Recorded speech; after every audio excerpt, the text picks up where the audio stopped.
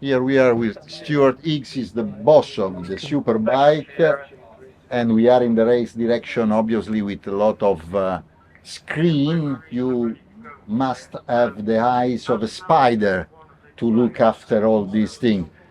And this BSB is fantastic for me because it's like proper and real racing with less restriction. And also, may you explain how the bike are without all the things that we have actually in all the other No, championships? sure. Well, firstly, welcome, Paolo. I'm delighted that you've come to a British Superbike race. I've been trying to get you here for some time. You are one of the old school journalists. Old. I don't know about you, go back there when it's you have a deep appreciation of racing, and I respect that very much. So, BSB, the essence of it is pure racing. Obviously, as many championships and motorsport categories on cars and bikes have got very, very complicated, we try to keep it simple, and the philosophy of the rules is obviously production bikes, the superbikes that can be bought in the showroom, some small mechanical modifications to equalise some of the strengths and weaknesses of the bikes, but where in many other forms of motorsport the electronics have been the big advancement and the complication, we took the decision back in 2011 to take that away with a control ECU, so it's a Motec ECU, and to eliminate traction control, anti-wheelie, launch control, and all these things. There is some reserved strategies that can be used by the teams, but this is an attainable level that a good crew chief can do. You do not need a big complication electronic strategy and the expense of one of the very few very clever electronics people, because it creates a very uneven situation for the teams. And it also allows, when the new bikes come, if they have as their base very sophisticated electronics, which would be an advantage, it keeps it level. So bikes that may be some years old in terms of the time when they were launched, they can maintain their competitiveness, because we know in the market, the 1000cc superbikes are for sure, the sales levels are not what they were 10 years ago. So models are not being refreshed very frequently, so it keeps the material competitive, and this is important for the teams, most of which are private, and they can go on for many years remaining competitive. There's not the need to every year make a big change, for sure. And this is so true that actually, if I remember well, and Honda is leading the World Championship. They are struggling in World Superbike. Yeah, no, for sure. The Honda is now probably the bike that is used by most of the private teams as well. And we had an incredible statistic after the last round of the championship. It's round 8 of the championship, 23 races. Over 60% of the teams that are in the championship have either won a race or been on the podium. It's an incredible level of competition. Incredible. And also, I saw that the ambience is very friendly, not a lot of fight like India.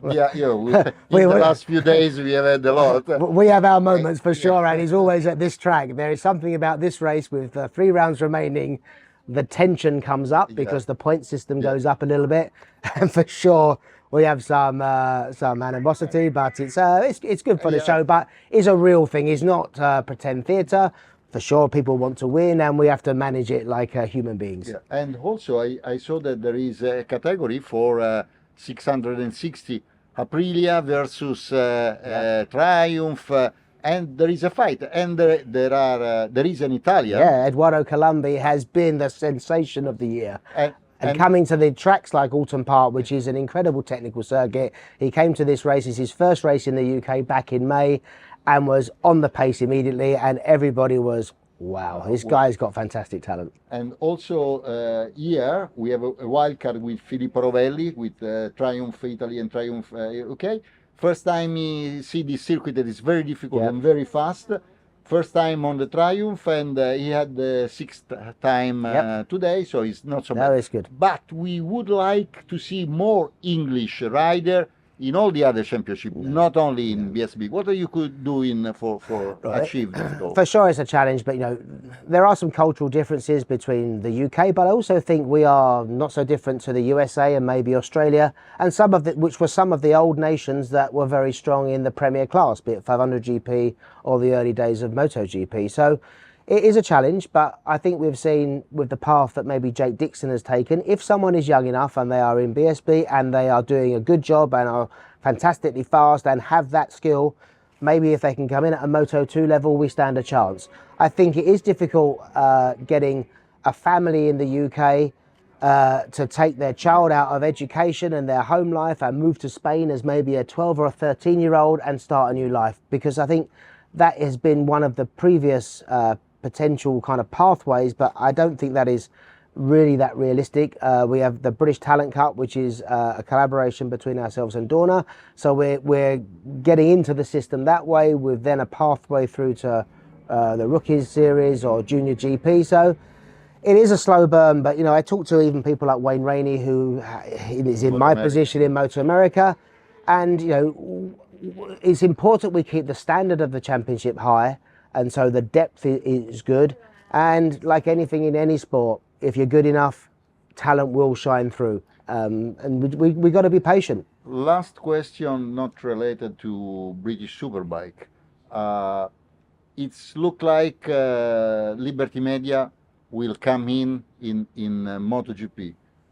What do you think about this? Do you think that they will bring some big changement? Because I remember that when Bernie Ecclestone came in with two-wheel promotion, at the real beginning, all the people was thinking, okay, now Bernie's coming, he gave us a lot of money, and Bernie, when he came in motorcycle racing, he was thinking to find money.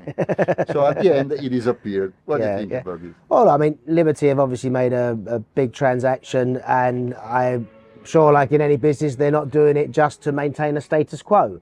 They will be wanting to have a return on their investment and to grow, and the only way to grow is to make the championship bigger, more popular, maybe new markets. Obviously, as an American company, and I think MotoGP has quite a small visibility in the USA, so this is purely just an opinion, maybe some more visibility over there. I read some things maybe about Lewis Hamilton buying a Grand Prix team.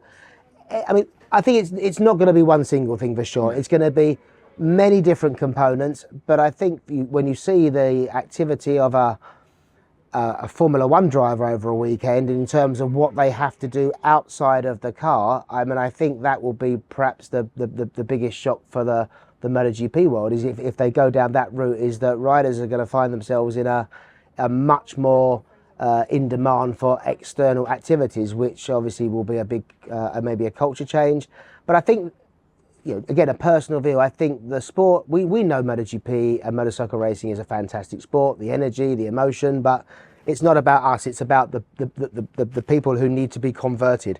And for sure, we need to be more international, more countries represented. You need the cool American, you need the wild, rugged Australian, the crazy Japanese, and of course the fast Englishman.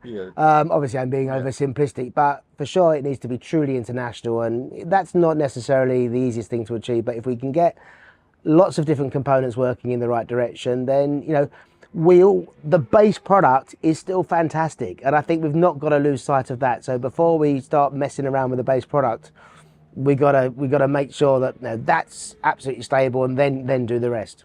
Thank you, Stuart. I really enjoy BSB, and I suggest to anybody that love our sport to give a look to British Superbike. I agree.